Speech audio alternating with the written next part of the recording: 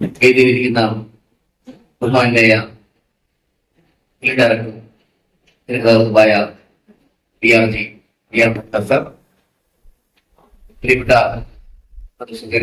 സഹനങ്ങൾ, പ്രിയപ്പെട്ട ടീച്ചർമാരെ, വിദ്യാർത്ഥികളെ, കേരളത്തിന്റെ പിറവി ദിവസമായ ദിവസം ഇത്തരത്തിലൊരു എലി ക്ലബ്ബ് വിഭാവന ചെയ്ത സ്കൂൾ അധികാരികൾക്ക് സ്നേഹത്തിന്റെ ഭാഷയിൽ നന്ദി അറിയിക്കുന്നു. അതിന് അനുയോജ്യനായ 5 ഇന്റർനാഷണൽ അവാർഡും 3 ദേശീയ പുരസ്കാരവും സംസ്ഥാന പുരസ്കാരങ്ങൾ നിരവധി ലഭിച്ച് ഏറ്റവും അധികം ഡോക്യുമെന്റുകൾ നിർമ്മിച്ച ഡയറക്ട് ചെയ്ത PR ഗോപിനാഥ് നമ്മുടെ മുമ്പിനെ ലഭ്യമാക്കിയതുകൊണ്ട് നമുക്ക് വളരെയധികം നന്ദി പ്രകാശിപ്പിക്കാം. പ്രത്യേകിച്ച് വളരെ നീണ്ട ഒരു പ്രസംഗം അദ്ദേഹം കാഴ്ചവെച്ചു. എനിക്ക് ശബ്ദത്തിന്റെ ഒരു ബുദ്ധിമുട്ടുണ്ടായിരുന്നു. മൈക്രോഫോണിന്റെ ഒരു 8 കാര്യങ്ങൾ പറഞ്ഞുകൊണ്ട് വേഗത്തിൽ നിർത്തുവാൻ ആഗ്രഹിക്കുന്നു. കാരണം 12:30 മറ്റു പരിപാടികൾ ഉള്ളതിനാൽ വളരെ നല്ല ഒരു സ്കൂൾ അന്തരീക്ഷമാണ് ഈ വേദിയിലെ.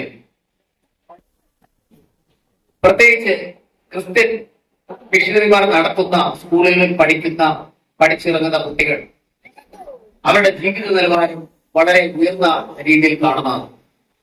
മാത്രമല്ല അവർക്ക് അച്ചടക്ക സ്വഭാവവും സമൂഹത്തെ മറ്റുള്ളവരോട് ഇടപെടുന്നതിൽ വളരെയധികം സ്നേഹപരമായ രീതിയിലുള്ള, മാത്രമല്ല ഈ സ്കൂളിൽ നിന്നാണ്, ഇത്തരം സ്കൂളുകളിൽ നിന്നാണ്, ക്രിസ്ത്യൻ മിഷന്മാർ പഠിപ്പിക്കുന്ന സ്കൂളിൽ നിന്നാണ് ഏറ്റവും അധികം പ്രതിഭകൾ പുറത്തിറങ്ങുന്നത്. ഡോക്ടേഴ്സ്, എഞ്ചിനീയേഴ്സ് ഒക്കെ. എന്തുകൊണ്ടെന്നാൽ പ്രാർത്ഥനാഭരിതമായ പ്രഭാതത്തിൽ സങ്കീർത്തനങ്ങൾ വായിച്ചതുപോലെ ദൈവത്തെ സാക്ഷി നിർത്തിക്കൊണ്ട്, അല്ലെങ്കിൽ ദൈവത്തിന്റെ കരുണയാലാണ് ഓരോ നിമിഷവും അവർ ചെലവഴിക്കുന്നത്. അതുകൊണ്ട് തന്നെ ഇത്തരം സ്കൂളുകളിൽ മാതാപിതാക്കൾ കുട്ടികളെ വിടുന്നതും കുട്ടികളിൽ നല്ല സ്വഭാവം ഉളവാക്കുവാൻ ഇവിടുത്തെ ടീച്ചേഴ്സ് അങ്ങേക്ക് പ്രവർത്തിക്കുന്നതും വളരെ നല്ല കാര്യമാണ്. ബൈബിൾ പറയുന്നു, യഹോവ ഭക്തി ജ്ഞാനത്തിന്റെ ആരംഭമാകും. വളരെയധികം പോസിറ്റീവ് വേർഡുകൾ കൊണ്ട് നിറഞ്ഞതാണ് ബൈബിൾ എന്ന പുസ്തകം. പണ്ട് തന്നെ ക്രിസ്ത്യൻ സ്കൂളുകളിൽ നമ്മൾ ഇങ്ങനെ കാണുമ്പോൾ ആ ചുവരുകളിൽ ഇങ്ങനെ എഴുതി വെക്കാറുണ്ട്, എന്റെ കൃപ നിനക്ക് മതി, എന്റെ സാന്നിധ്യത്തോടുകൂടെ പോലും ഞാൻ നിനക്ക് സ്വസ്ഥ നൽകും, ഞാൻ നിന്നെ ഒരു നാളും കൈവിടുകയും ഉപയോഗിക്കുന്നില്ല. ഇങ്ങനെ അനുഗ്രഹിക്കപ്പെട്ട പോസിറ്റീവ് വചനങ്ങൾ നാം കാണുമ്പോൾ നമ്മുടെ മനസ്സിന് അത് സന്തോഷം ഉണ്ടാകും. മാത്രമല്ല ക്രിസ്തുവിന്റെ സാരോപദേശങ്ങൾ, നേരത്തെ പ്രിയപ്പെട്ട വിയാർജി പറഞ്ഞതുപോലെ, അധ്വാനിക്കുന്നൊരു ഭാരമുണ്ടെന്ന് എന്റെ അടുക്കൽ വരും, ഞാൻ നിങ്ങളെ ആശ്വസിപ്പിക്കും. അപ്പൊ ഏത് പ്രയാസമേറിയ കാര്യമാണെങ്കിലും അത് ദൈവകരങ്ങളിൽ കൊടുത്തുകൊണ്ട് മുന്നേറുവാൻ ഇത്തരത്തിലുള്ള സ്കൂളിലെ പഠനം നമുക്ക് വളരെയധികം പ്രചോദനമാകുന്നു. പിന്നെ മറ്റൊരു കാര്യം, ടീനേജ് 12 വയസ്സ് കഴിഞ്ഞ്, അത് 13 വയസ്സ് 19 വയസ്സിലാണ് ടീനേജ് എന്ന് പറയുന്നത്. ഈ കാലഘട്ടങ്ങളിലാണ് ഏറ്റവും അധികം വഴിതെറ്റുന്ന സ്വഭാവ ക്രമീകരണങ്ങൾ വരുന്നത്. സിഗരറ്റ് ആയിരുന്നാലും മറ്റു ചില വൃത്തികെട്ട ശീലങ്ങളിലേക്ക് പോകുവാനൊക്കെ വരുന്നത്. ഈ സമയങ്ങളിൽ ഇത്തരം സ്കൂളുകളിൽ പഠിക്കുന്ന വിദ്യാർത്ഥികളെ ഒരു പ്രത്യേക മണ്ഡലത്തിൽ ടീച്ചേഴ്സ് പഠിപ്പിച്ച് അവരെ മാറ്റി നിർത്തുന്ന പ്രവണതയുണ്ട്. ഇത്തരം സ്കൂളിൽ നിന്ന് പുറത്തിറങ്ങുന്ന കുട്ടികളാരും തന്നെ 99% വഴിതെറ്റാതെ ജീവിക്കുന്നതായി നമുക്ക് കാണാൻ കഴിയും. ടീനേജിനെ വളരെ ശ്രദ്ധയോടെ വീക്ഷിക്കുവാനും ശ്രദ്ധയോടെ പഠിപ്പിക്കുവാനും ഈ സ്കൂളിലെ അധ്യാപകർ കഴിയുന്നു എന്നത് ഒരു പോസിറ്റീവ് കാര്യമാണ്. ഇനി മറ്റൊരു കാര്യം പറഞ്ഞാൽ വായനാശീലം. ഇവിടെ തന്നെ ഒരു നല്ലൊരു ലൈബ്രറി സജ്ജമാക്കിയിട്ടുണ്ട്. കുട്ടികൾ വളരെയധികം നല്ല പുസ്തകങ്ങൾ വായിക്കേണ്ടതിന്റെ അനിവാര്യതയെ കുറിച്ച് മനസ്സിലാക്കിയിട്ടുണ്ട്. വിശുദ്ധ ഗ്രന്ഥങ്ങളായ ബൈബിളും ഖുർആനും ഭഗവത്ഗീതയും നാം അതിലെ പോസിറ്റീവ് കാര്യങ്ങൾ നാം മനസ്സിലാക്കണം. നേരത്തെ പറഞ്ഞതുപോലെ സ്വാമി വിവേകാനന്ദൻ കുട്ടികളെ, വിദ്യാർത്ഥികളെ പ്രചോദനമാക്കുവാൻ, ഉന്മേഷം ഉള്ളതാക്കുവാൻ ഒത്തിരി പോസിറ്റീവ് കാര്യങ്ങൾ പറഞ്ഞിട്ടുണ്ട്. അതുപോലെ ബൈബിളിൽ നിന്നുണ്ട്, ഖുർആനിൽ നിന്നുണ്ട്. ഞാൻ മുമ്പ് എന്റെ നോട്ട്ബുക്കിന്റെ പുറത്ത് ഏറ്റവും ഫ്രണ്ടിലെ പേജില് ഞാൻ മഹത് വചനങ്ങൾ എഴുതി വയ്ക്കാറുണ്ടായിരുന്നു. അതിന്റെ ഫ്രണ്ട് പേജിൽ മഹത് വചനങ്ങൾ എഴുതി വെച്ച് അത് മറ്റു കുട്ടികൾക്ക് ഒരു കൗതുകമായിരുന്നു. മഹാത്മജി പറഞ്ഞതും ബെർണാഡ് ഷാ പറഞ്ഞതും ഇബ്രാഹിം ലിങ്കൻ പറഞ്ഞതും വയലാർ പറഞ്ഞതും ഒക്കെയായ മഹത് വചനങ്ങൾ ഞാൻ ഇതിന്റെ ഫ്രണ്ട് പേജിൽ എഴുതി വെക്കാറുണ്ട്. അത് നമ്മുടെ ജീവിതത്തിന്റെ മറ്റൊരു തലത്തെ കാണിക്കുന്നു. അപ്പൊ ഒന്ന് വായനാശീലം ഉണ്ടാകുക.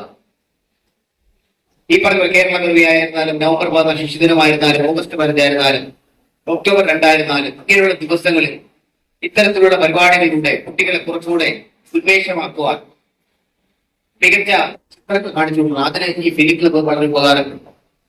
ഫിലിം ക്ലബിലൂടെ നിങ്ങൾക്ക് നല്ല അവാർഡുകൾ ലഭ്യമായ ചിത്രങ്ങൾ, പ്രത്യേകിച്ച് മഹാത്മാഗാന്ധിയുടെ ചിത്രം, ജവഹർലാൽ നെഹ്റുവിന്റെ ചിത്രം, അത് മാത്രമല്ല ദേശീയ പുരസ്കാരം നേടിയ ചിത്രങ്ങൾ കാണുമ്പോൾ നമുക്ക് വളരെയധികം താല്പര്യം ഉണ്ടാവുകയും മാത്രമല്ല ഈ ഫിലിം ക്ലബിലൂടെ എഴുതുവാനും തിരക്കഥ രചിക്കുവാനും ഉപന്യാസം എഴുതാനും ഒക്കെ ഉള്ള വിദ്യാർത്ഥികൾക്ക് അത് പുതിയ ഒരു സമവികാസത്തിലേക്ക് നീങ്ങുവാൻ ഇടവരുന്നത്. അവർക്ക് ഭാവിയിലെ തിരക്കഥാകൃത്തുകളോ ന്യൂസ് റീഡറോ സ്ക്രിപ്റ്റ് റൈറ്ററോ ഒക്കെ ആകാൻ ഇത്തരം ഫിലിം ക്ലബ്ബ് വളരെ ഉപകാരപ്രദമാണ്. ഇനി ഒരു കാര്യം കൂടി പറഞ്ഞുകൊണ്ട് നടത്താൻ ആഗ്രഹിക്കുന്നു. നല്ല വായനാശീലമുള്ളവരാണ് മഹാത്മജിയുടെ പുസ്തകമായ എന്റെ സത്യാന്വേഷണ പരീക്ഷണങ്ങൾ എന്നൊരു പുസ്തകം നിങ്ങളുടെ സ്കൂൾ ജീവിതത്തിൽ നിങ്ങൾ വായിച്ചു പഠിക്കേണ്ട പുസ്തകമാണ്. ആ പുസ്തകം വായിച്ചാൽ മതി നമ്മുടെ ജീവിതത്തിൽ സത്യസന്ധത എത്രമാത്രം വേണ്ടതാണ്, കൃത്യനിഷ്ഠത എത്രമാത്രം വേണ്ടതാണ്, മാതാപിതാക്കളെ എത്രമാത്രം ബഹുമാനിക്കണം, രക്ഷകർത്താക്കളെ അധ്യാപകരെ എത്രമാത്രം ബഹുമാനിക്കണം, മുതിർന്നവരെ നമുക്കാൽ പ്രായം കൂടിയവരെ എത്രമാത്രം ബഹുമാനിക്കണം എന്നുള്ള എല്ലാ കാര്യങ്ങളും അതിൽ പറഞ്ഞു. മാത്രമല്ല നമ്മുടെ വസ്ത്രങ്ങൾ നാം കഴുകണം, പ്രകൃതിയെ സ്നേഹിക്കണം, പരിസ്ഥിതിയെ സൂക്ഷിക്കണം, വൃത്തികെട്ട അന്തരീക്ഷങ്ങളെയൊക്കെ മാറ്റിയിട്ട് അവിടെയെല്ലാം നല്ല കാര്യങ്ങൾ ചെയ്യണം എന്നുള്ള നല്ല സന്ദേശങ്ങൾ നിറഞ്ഞതാണ് എന്റെ സത്യാന്വേഷണ പരീക്ഷണങ്ങൾ എന്ന മഹാത്മജി എഴുതിയ പുസ്തകം. മാത്രമല്ല നമ്മുടെ ജീവിതത്തിൽ സത്യസന്ധത സത്യസന്ധത കൊണ്ടുവരുവാൻ, അതെ കള്ളം പറയാതിരിക്കുവാൻ നമ്മെ സഹായിക്കും.